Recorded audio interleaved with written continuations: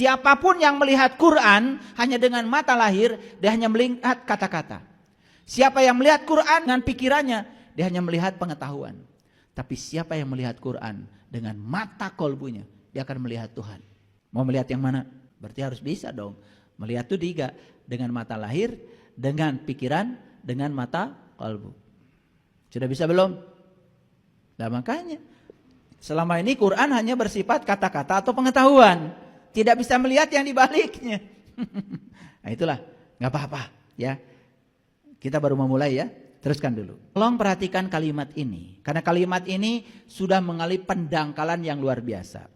Kullu nafsin zaikatul maut. Sering dengar? Kapan? Biasanya kalau orang meninggal, mau disolatkan di masjid, pasti ayatnya ini. Kullu nafsin zaikatul maut. Apa artinya? Setiap yang hidup pasti mati. Betul kalimat itu. Kalau yang hidup pasti mati, nggak usah ada ayat. Karena setiap yang hidup ya pasti mati. Karena tidak ada yang abadi. Karena Allah sudah bilang, kullu syai'in halikun illa wajhahu. Kan semua itu pasti akan musnah kecuali satu, wajahnya. Kalau setiap yang hidup pasti mati, nggak perlu ada ayat. Itu ayat menjadi sia-sia. Sekarang saya kasih makna sedikit. Kullu nafsin zaikatul maut, artinya setiap yang bernyawa harus merasakan rasanya mati. Beda. Ulangi. Setiap yang bernyawa harus merasakan rasanya mati. Jadi merasakan rasanya mati itu pada saat bernyawa atau sesudah tidak bernyawa? Kalau begitu ganti pertanyaannya. Merasakan mati itu setelah mati atau pada saat masih hidup? Nah, udah mulai waras. Udah mulai waras nih, Saya seneng. Nah, orang yang sudah mati itu tidak merasakan rasanya mati. Coba tanya orang mati, gimana rasanya mati? Ah, ini udah mulai waras. Ya, memang kadang-kadang ketika kita waras itu malah disalahkan orang yang nggak waras. Gak apa-apa kalau disalahkan sampai yang gak waras. Ulangi. Setiap yang bernyawa harus merasakan rasanya mati. Jadi merasakan mati pada saat masih hidup atau setelah mati? Pada saat masih hidup. Ada perintahnya? Ada. Nabi Muhammad bilang, mut anta qabla mut. Belajar mati sebelum kamu mati. Belajar mati selagi hidup. Dirubah bahasanya oleh leluhur kita di tanah Jawa. Jadi apa? Mati sajroning urip. Jadi mati sajroning urip itu ini. Kullu nafsin zaikatul maut. Yang didangkalkan selama ini. Karena apa? Gak mau mikir. Setiap yang hidup pasti mati. Gak perlu ada ayat. Udah otomatis kok. Karena tidak mungkin sekelas Allah mengirim surat kepada kita nggak ada pesan. Bukankah ini surat? Surat itu ada pesan loh. Nah pesannya kita tangkap. Yuk sekarang. Setiap yang bernyawa harus merasakan rasanya mati. Jadi merasakan rasanya mati ketika hidup atau setelah mati? Kata Nabi, mut anta qabla mut. Oke? Kata leluhur kita, mati sakjroning urip. Leluhur kita di Jawa Barat bikin lagi pernyataan yang berbeda. Sing bisa nganjang kapageto. Esensinya sama? Sama. Ini belajar universal, belajar komprehensif. Supaya pemahamannya kompre, tidak parsial. Sehingga sudut pandang kita jadi luas. Lanjut. Setiap yang bernyawa harus merasakan rasanya mati. Baik, sekarang saya tanya. Kenapa hari ini kita takut mati? Karena kita belum belajar mati selagi hidup. Yang sudah pada belajar mati selagi hidup, gak takut mati lagi. Karena ternyata mati itu enak. Kenapa kita tidak rindu mati? Karena kita belum merasakan enaknya. Sesuatu yang belum terasa enaknya jelas tidak dirindukan. Makanya di Quran surat An-Nisa, nanti pulang ke rumah, baca An-Nisa 66. Ada perintah di situ. Perintahnya gini, bunuhlah dirimu dan keluarlah dari kampung. Dan yang melaksanakan pelajaran ini hanya sebagian kecil saja dari dirimu. Dan jika mereka melaksanakan pelajaran ini, maka mereka akan menjadi kuat imannya. Jelas, bunuh diri yang dimaksud di sini bukan bunuh diri minum baygon, bukan putus asa dengan kehidupan kemudian mengakhiri kehidupan, bukan. Gak mungkin ada perintah dari Allah yang kemudian menyakiti kita, tidak.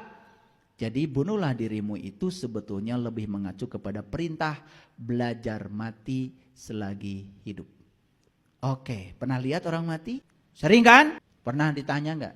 Mau sabunnya apa? Mau kain kapannya merek apa? Mau dikuburnya di mana? Minyak wanginya Hermes atau minyak duyung? Tanya enggak? Pernah tanya? Belajar dari orang mati itu yang paling penting adalah lihat cara orang mati berserah diri total. Tidak ada perlawanan lagi. Seperti itu harusnya kita kepada Allah. Karena yang punya rencana hebat tentang kehidupan kita bukan kita, Allah. Harusnya kita total pasrah kepada Allah. Orang yang sudah total pasrah kepada Allah disebut muslim. Muslim itu dari kata dasar Islam. Islam itu artinya adalah pasrah. Jadi muslim adalah orang yang sudah total pasrah kepada Allah, persis seperti orang mati. Makanya, ya ayyuhalladzina amanu taqullaha haqqa tuqatih la tamutunna illa wa antum muslimun. Janganlah kamu mati sebelum kamu menjadi orang yang berserah diri. Didangkalkan, janganlah kau mati kecuali sudah beragama Islam. Maaf, apakah orang yang sudah mengaku beragama Islam akan selamat? Belum tentu. Syarat mati itu harus menjadi seorang muslim. Dan muslim itu bukan orang yang mengaku, tetapi yang sudah benar-benar seperti orang mati. Paham sampai sini? Agak di-upgrade sedikit ya pengetahuannya. Karena kalau kita cuma itu aja ngajinya, bosan. Quran itu ada leveling. Ya, dibuka ini nanti buka lagi. Dibuka ini, buka lagi. Karena apa? Begitu kesadaran kita berbeda, Quran akan mengajarkan pengetahuan yang berbeda di tingkat kesadaran yang berbeda. Itu hebatnya Quran. Makanya tidak bisa dimonopoli. Tidak bisa dimonopoli oleh si A, si B, enggak. Allah tanpa batas, pengetahuannya tanpa batas. Oleh karena itu tidak bisa dibatasi oleh siapapun. Makanya Allah mengatakan inna rabbaka huwa a'lamu biman dhalla an sabilihi wa huwa a'lamu bil muhtadin. Hanya Tuhanmu yang tahu siapa yang tersesat di jalannya dan siapa yang mendapatkan petunjuk. Manusia manapun tidak boleh menghakimi orang lain sesat atau tidak sesat. Tidak haknya bagi dia. Itu Allah yang mengatakan inna rabbaka huwa a'lamu biman dhalla an sabilihi wa huwa a'lamu bil muhtadin. Sesungguhnya hanya Tuhanmu yang tahu siapa yang tersesat di dalamnya dan siapa yang mendapat petunjuk. Kalau Allah kita tahu tersesat, pasti akan ditunjukkan jalannya. Itulah cara Allah, hebat. Begitu kamu melekat pada harta, langsung sama Allah diambil hartanya. Betul? Karena kata Allah bahaya ini, bahaya. Diambil dulu supaya renggang. Kita dengan kemelekatannya renggang. Nanti begitu kita sudah sadar bahwa harta bukan milik kita, hanya titipan dari Allah. Kata Allah, sudah sadar sekarang? Kasih lagi. Gak sadar lagi? Ambil lagi. Makanya tidak ada orang yang kaya abadi dan tidak ada orang yang miskin abadi. Tidak ada siang yang abadi dan tidak ada malam yang abadi. Yang abadi adalah siang dan malam. Makanya yang abadi adalah perubahan. Sampai sini mengerti? Oke. Apa? Kullu nafsin za'iqatul maut. Setiap yang bernyawa harus merasakan rasanya mati. Kapan? Ketika masih hidup. Supaya apa? Supaya dia tidak takut mati. Kenapa takut mati? Karena belum merasakan rasanya mati. Itu aja. Clear? Lanjut. Kami akan menguji kamu dengan keburukan dan kebaikan sebagai cobaan. Dan hanya kepada kamilah kamu akan dikembalikan. Lihat saya semuanya. Keburukan bisa jadi yang akan melahirkan kebaikan. Kesalahan bisa jadi yang akan melahirkan kebenaran. Kekacauan bisa jadi yang akan melahirkan kedamaian. Jadi keburukan dan kebaikan mulai sekarang tidak usah dibenturkan. Itu hanya suatu proses perjalanan. Pernah dengar ada orang menjadi ulama, menjadi kiai, gara-gara dia harus mesantren di penjara. Pernah dengar? Pernah dengar? Jadi apa kabar? Tidak usah dijustifikasi. Karena justru yang melahirkan dia menjadi baik, kan pernah dia melakukan keburukan. Jadi kebaikan dan keburukan di ayat ini dikatakan, jangan kamu duelkan. Jangan kamu tandingkan. Karena kebaikan dan keburukan, dua-duanya mengajarkan pelajaran yang sama. Ketika melakukan keburukan, ini loh akibatnya. Ketika melakukan kebaikan, ini loh akibatnya. Dari akibat itulah kita mendapatkan pelajaran. Jadi mulai sekarang stop usil pada orang lain yang disebut buruk oleh pikiran kita. Karena baik dan buruk adalah penilaian pikiran. Ulangi, baik dan buruk adalah penilaian pikiran. Bahkan sesuatu disebut baik oleh si A, bisa saja disebut buruk oleh si B. Tergantung si penilainya siapa. Betul? Oleh itu, baik dan buruk hasil penilaian pikiran. Oke? Jadi, jangan menilai peristiwa dengan baik dan buruk. Karena sebuah peristiwa itu terjadi, ada alasan terjadinya. Ada pesan di belakangnya. Gunung meletus, baik apa buruk? Tidak baik, tidak buruk. Baru aja diajarkan, masih salah. Setelah gunung meletus, petani panen. Subur hasilnya. Baik apa buruk? Baru aja diajarkan. Udah salah lagi. Ini masalah besar kita. Kurang menyimak. Tapi ingin disebut katanya sudah memulai kehidupan. Ini hidupnya belum mulai nih. Orang masih terjebak baik buruk, benar salah, belum mulai kehidupan. Sudah masuk satu indikator, belum mulai. Lihat saya, gunung meletus, baik apa buruk? Tidak baik, tidak buruk. Apakah itu kebenaran? Yes, kebenaran. Apa pesannya? Tangkap pesannya. Tangkap pesannya. Apa pesan di balik meletusnya gunung ini? Oh, karena material di atas bumi sudah mulai jarang. Mineral-mineral untuk tanaman sudah mulai jarang. Maka perut bumi menumpahkan cinta kasihnya. Dem. Akibatnya apa? Mineral bumi yang di bawah diangkat ke atas. Sehingga para petani sekarang sudah mulai bisa menanam dengan tanaman yang lebih subur lagi. Ketika petani, itu panennya luar biasa. Hasilnya banyak akibat letusan Gunung Merapi. Baik apa buruk? Tidak baik, tidak buruk. Karena baik dan buruk penilaian manusia. Yang ada adalah kebenaran. Karena semesta sedang mengajarkan kebenaran. Jadi sebetulnya karena kecentilan manusia apapun diberi nama. Ini baik, ini buruk. Jadi baik dan buruk semua hasil kecentilan manusia. Siapa yang centil? Manusia. Centil. Semua yang terjadi, terjadilah. Oleh karena itu apapun yang terjadi dalam kehidupan kita jangan dinilai. Ya Allah, apapun yang terjadi pasti di belakangnya ada pesan yang hendak Engkau sampaikan. Berikanlah kemampuan ya Allah agar aku bisa menangkap pesan itu. Baru kehidupan dimulai. Gitu enggak selama ini? Gitu apa tidak? Kalau ditanya sama saya, jawabannya OTW ayah. Besoknya saya tanya lagi, gimana hari ini sudah berubah? OTW. Awas, OTW itu bukan on the way. Bisa jadi OTW itu apa? Tungguan wae. Oke, lanjut dulu. Pelan-pelan ya. Di Quran surat Ali Imran ayat yang ketiga, Allah menyatakan lagi. Ayat yang 185. Surat ketiga ayat 185. Perhatikan saya. Kullu nafsin za'iqatul maut. Ada lagi, tiap-tiap jiwa harus merasakan rasanya mati. Ini hadiah dari semesta. Makanya para nabi, para rasul itu sebetulnya diutus ke semesta ini untuk mengajarkan ilmu ini. Supaya manusia bebas dari rasa takut akan kematian.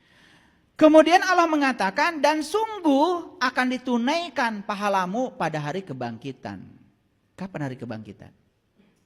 Hari saat kita dibangkitkan dari kematian. Kapan itu? Saat kita merasakan mati selagi hidup. Disitulah kita akan merasakan kebangkitan kesadaran. Di situ kita akan merasakan kebangkitan kesadaran. Karena kalau kita bicara hari kebangkitan selalu saja nanti. Belum tentu kebahagiaan. Hari kebangkitan itu adalah sekarang. Kita mau bangkit atau tidak, terserah kita sekarang. Mau bangkit apa tidak? Bangkit dari apa? Bangkit dari ketidaksadaran agar kehidupan bisa dimulai. Barang siapa yang dijauhkan dari neraka dan dimasukkan ke dalam surga, maka sungguh ia telah beruntung. Kehidupan dunia itu tiada lain hanyalah kesenangan yang memberdayakan. Lihat saya, ketika kita dijauhkan dari neraka, berarti kita didekatkan pada surga. Kapan seseorang itu bisa dijauhkan dari neraka? Lihat saya semuanya. Neraka itu terjadi karena kesadaran kita rendah. Surga itu terjadi ketika kesadaran kita sudah tinggi. Saya kasih contoh. Ada orang memfitnah kita. Kita mau lihat orang itu sebagai musuh atau melihat orang sebagai guru? Benar aja. Yang benar, orang menjatuhkan nama baik kita, memfitnah kita. Orang ini mau dipandang oleh kita sebagai musuh atau sebagai guru, terserah kita memandangnya. Begitu dianggap musuh, berarti kita akan melawan dia sebagai musuh. Dan kita akan bertempur dengan dia habis-habisan. Apa yang terjadi? Kita bikin masalah baru. Makanya ada orang yang benci pada orang lain, kemudian dia menumpahkan kebenciannya, kemudian dia akibat menumpahkan kebenciannya, dia urusan hukum. Bikin masalah baru. Tapi kalau kita pandang dia sebagai guru, terserah kita. Oh, ini guru kesabaran saya. Dia diharikan semesta untuk membuat saya tambah bijaksana, tambah sabar. Saya maafkan.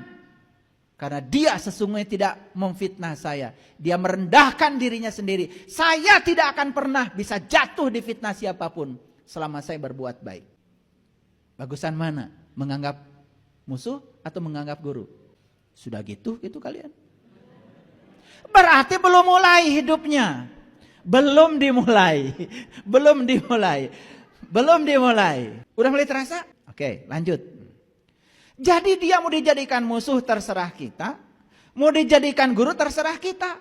Tergantung kesadaran kita. Yang sadar dia jadikan dia sebagai guru, yang tidak sadar akan dijadikan dia sebagai musuh. Apa yang terjadi? Begitu dia jadikan musuh, kita menciptakan neraka bagi diri kita sendiri. Begitu kita jadikan guru, kita menciptakan surga bagi kita sendiri. Itu maksud saya, neraka dan surga di sini dulu. Karena kalau kita sudah begitu di sini, sudah tinggal di surga di sini, ya udah, ntar mati juga pasti masuk surga. Gak mungkin otomatis tiap hari tinggal di neraka, musuhnya banyak, bikin masalah terus dalam kehidupan, tiba-tiba besok-besok masuk surga gitu. Lanjut. Oke. Jadi barang siapa yang dijauhkan dari neraka, maka dia sudah jadi orang yang beruntung. Dijauhkan dari neraka berarti kita diberi kesadaran yang tinggi. Nah, begitu kesadaran kita meningkat, berarti kehidupan sudah dimulai.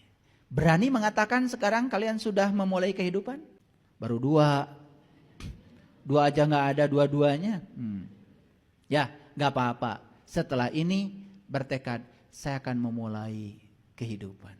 Pasangan hidup saya seburuk apapun perilakunya pada saya, gak apa-apa. Karena dia dijodohkan dengan saya, dihadirkan oleh Allah kepada saya, dia akan dijadikan guru bagi saya, guru kesabaran saya.